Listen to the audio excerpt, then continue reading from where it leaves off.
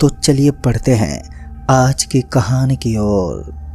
दोस्तों, उस रात जब मैं जूझते हुए प्लेटफार्म पर पहुंचा, तब तक मुझे पता चला कि मेरी पहली ट्रेन निकल चुकी है और अब मुझे अंतिम ट्रेन का इंतज़ार करना होगा जो काफ़ी लेट आएगी।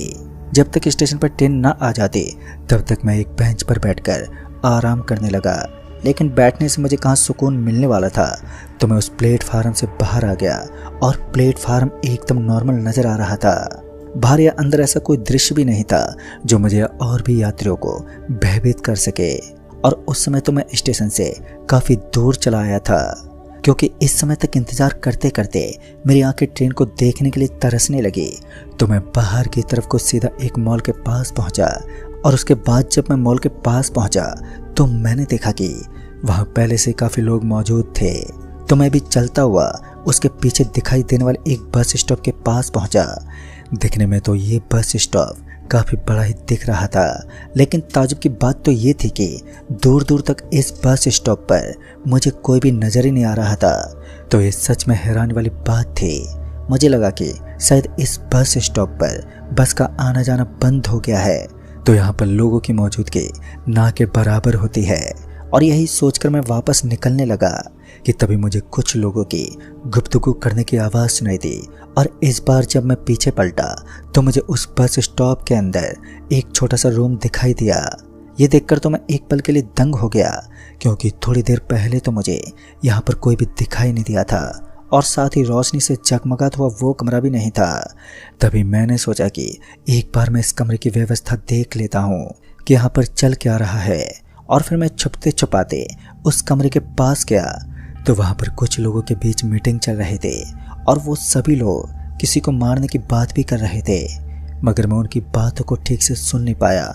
और फिर मेरी नज़र दरवाजे के सामने पड़े काले रंग के जूतों पर पड़ी। दरअसल वो जूते मुझे काफ़ी पसंद आ गए थे और किसी भी हालत में इनको अपनाना चाहता था। तभी मैंने सोचा कि मुझे कौन देखेगा। उसी वक्त मैं उन जूतों को पहनकर उस बस स्टॉप से निकल गया। चारों तरफ सन्नाटा फैला हुआ था, ऐसा लग रहा था मानो किसी की मौजूदगी नहीं है। दूसरी तरफ वो 3 से 4 लोग कुछ आपस में बातें भी कर रहे थे। इससे पहले कि मैं उस बस स्टॉप से निकल पाता कि मेरे पाँव के अंदर मुझे जलन महसूस होने लगी और ऐसा लग रहा था मानो मेरे पैर धीरे धीरे आग की तरफ बढ़ रहे हों। लेकिन मैं किसी तरह बर्दाश्त करता हुआ बस स्टॉप से बाहर निकल गया। मुझे बस स्टॉप से बाहर निकलने के बाद बड़ी खुशी हुई कि फाइनली मैंने जूते चुरा लिए और उसके बाद मैं मुस्कुराता हुआ वहाँ से निकल पड़ा। स्टेशन पर पहुँचा तो अब तक ट्रेन को आने में एक बहुत ही कम वक्त बचा था। मेरा सामान भी मैंने एक बेंच के नीचे छुपाया था और स्टेशन पर अनाउंसमेंट हुई कि किसी कारण के चलते राजधानी एक्सप्रेस को आने में थोड़ा और वक्त लगेगा, यानी कि अब आधे घंटे की देरी से ट्रेन आने वाली है। और ये सुनकर मेरा माथा खराब हो गया, लेकिन अब इंतज़ार करने के अलावा कोई और चारा भी नहीं था। जब लोगों के कानों में ये बात पड़ी तो स्टेशन वीरान होने लगा। दरअसल स्टेशन पर मुसाफिरों की कमी होने लगी थी। सभी लोग जल्दी जल्दी बस पकड़कर घर पर जाना चाहते थे, लेकिन मेरा गांव यहाँ से बहुत ही ज़्यादा दूरी पर था और मेरा सफ़र सिर्फ ट्रेन के लिए ही बना था, जिस वजह से मैं ट्रेन में ही जाना चाहता था। तो मैं इंतज़ार करने के लिए उस स्टेशन की उसी बेंच पर बैठा रहा जहाँ मेरा सामान रखा हुआ था। अब मैं उस बेंच पर बैठे बैठे उबने लगा था, क्योंकि काफ़ी वक्त बीत गया और अभी ट्रेन भी नहीं आई।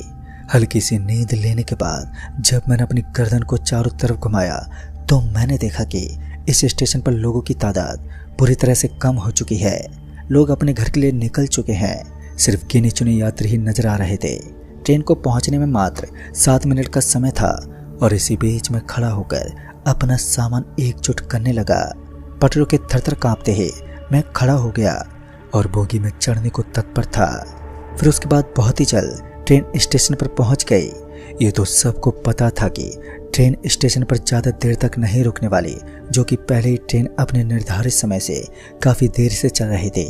मैंने उस बोगी के अंदर अपने कदम रखे जिसमें कोई यात्री नहीं था और सच में ये देखकर मेरी तो आंखें फटी की फटी रह गई कि ट्रेन की एक बोगी पूरी खाली है।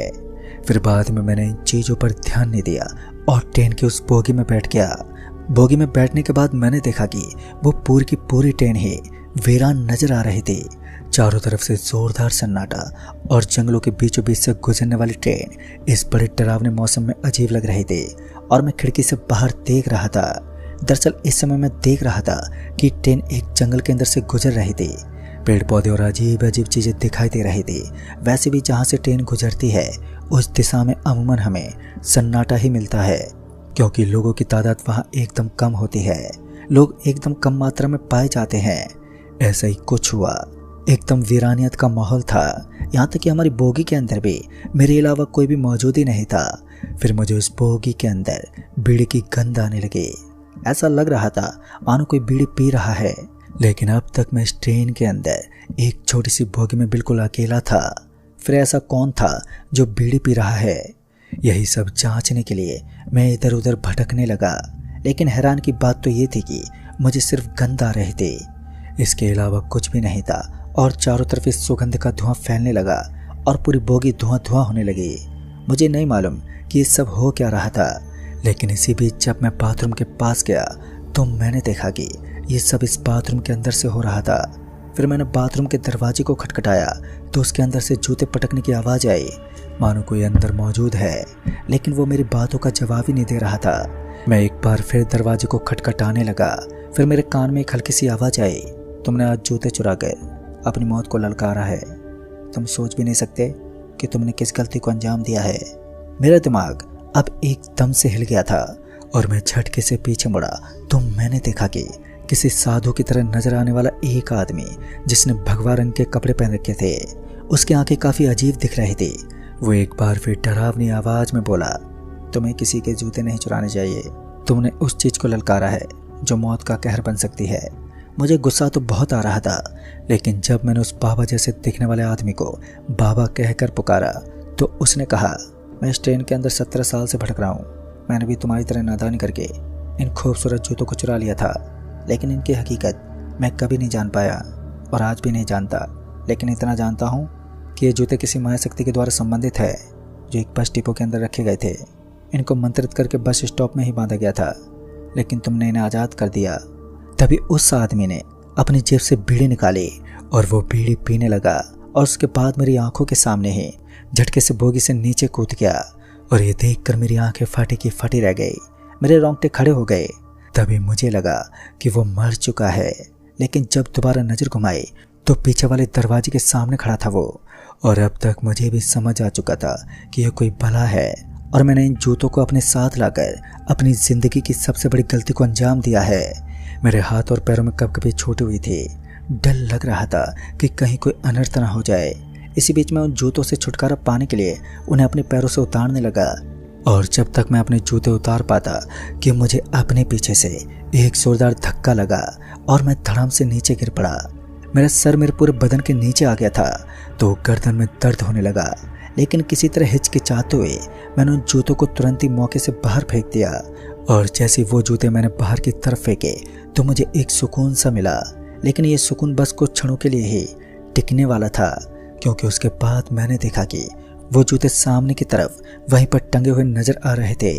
इसका मतलब साफ था कि यह जूते सच में भूतों से निर्मित है और बहुत ही जल्दी मेरे लिए खतरनाक साबित हो सकते हैं।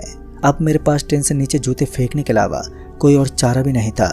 तो मैं अपनी जगह से उठा और पहले तो मैंने देखा कि वहां पर चारों तरफ ऐसा कौन था जिसने मुझे धक्का मारा था, लेकिन वहां पर कोई भी दिखाई नहीं दिया। फिर अचानक ही चमगादड़ों का एक झुंड उस बोगी के अंदर दाखिल हुआ। कुछ चमगादड़ मेरे मुंह पर आकर टपकने लगे और मुंह के ऊपर मुझे काटने जैसा महसूस हुआ। उनके हमले ने मुझे एकदम पीछे की तरफ धकेल दिया। मैं इस हमले को ज़्यादा देर तक सह पाने में सक्षम नहीं हुआ और ट्रेन की बोगी में एक सीट पर लेट गया। कुछ देर के लिए मेरी आंखें बंद हो गई और फिर जब दोबारा मेरी आंखें खुली तो मैंने देखा कि इस बार मैंने अपने सामने की तरफ एक बड़े ही विचित्र सा जीव को देखा। लेकिन ये कोई जीव नहीं था, बल्कि एक आदमी था जिसके सर से खून टपक रहा था। उसकी दोनों आंखें बाहर निकली हुई थी। जैसे उसने अपना मुंह खोला तो उसके अंदर से एक भयंकर बदबू निकल रही थी और उसके 2 दांत उसके जबड़े को चीरते हुए बाहर दिखाई दे रहे थे। और ये मेरी जिंदगी का सबसे डरावना मंजर था। इस वक्त मैं चाहकर भी कुछ नहीं कर पाया और उस भयानक दांतों को देखकर अंदर ही अंदर घुटने लगा। मुझे पता था कि ये शैतान मुझे जिंदा नहीं छोड़ेगा, मगर एक कोशिश तो बनती थी। मैं दूसरी बोगी के दरवाजे की तरफ भागा तो मैंने देखा कि दरवाजे को बहुत ज़्यादा कसकर लॉक किया गया था और दूसरी तरफ उस भयानक आदमी के कदम मेरी तरफ बढ़ रहे थे, जो मेरी मौत का संकेत था। मैं बार बार अपने कदमों को पीछे हटा रहा था, लेकिन वो मेरे ऊपर काल बनकर मंडराने लगा। लेकिन इत्तेफाक से मुझे उस बोगी के अंदर किसी के कदमों की आहट सुनाई दी। ये नॉर्मल कदमों की आवाज़ थी। इस बार मेरी किस्मत मेरे सामने खड़ी थी। सच में अगर इंसान अपनी किस्मत के साथ हो तो कोई भी ताकत उसका अहित नहीं कर सकती। तभी मैंने देखा कि उस ट्रेन का टीटी बोगी के दरवाजे के सामने खड़ा होकर मुझसे टिकट मांग रहा था। मेरे पास टिकट तो था, लेकिन मैंने टीटी को मना कर दिया कि मेरे पास टिकट नहीं है और पैसे भी नहीं हैं। तो उस टीटी ने मुझे पकड़ लिया और फिर मुझे लेकर वो दूसरी बोगी में पहुंचा, जिसके अंदर पहले से काफ़ी लोग मौजूद थे। तब जाकर मैंने उसे टिकट भी दिखा दी और टीटी हैरान रह गया कि आखिर मैंने पहले उसे टिकट क्यों नहीं दिखाया। फिर मैंने उसे सारी बात बताई तो टीटी का माथा भी पसीने से भीगने लगा। टीटी ने वो जूते मांगे जो अभी भी मेरे बैग में डले हुए थे और फिर उसने उन जूतों के साथ कुछ ऐसा किया जिसे देखकर किसी के भी रोंगटे खड़े हो जाएं।